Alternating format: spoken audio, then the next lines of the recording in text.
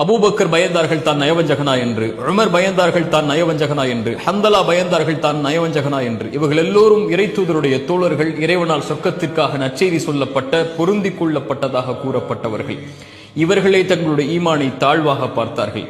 ஆனால் நாம் எந்த நற்செய்தியும் நமக்கு கிடையாது, எந்த அங்கீகாரமும் கிடையாது. நாம் நம்முடைய ஈமானை எப்படி பார்க்கிறோம்? இன்று மரணித்தால் சொர்க்கம் செல்வதைப் போல நாம் கருதுகிறோம். நம்மிடத்திலே முறையான தொழுகை கிடையாது, நம்மிடத்திலே முறையான ருக்கு, அந்த ருக்கு எல்லாம் ருக்குவே கிடையாது, சுஜூத் எல்லாம் சுஜூதே கிடையாது.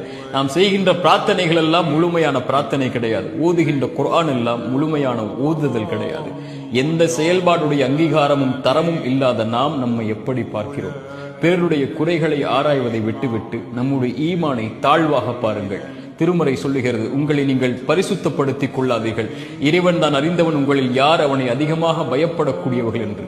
யார் தங்களை தாழ்த்திக் கொள்கிறார்களோ ஈமானில் இறைவன் அவர்களை உயர்த்துவான்.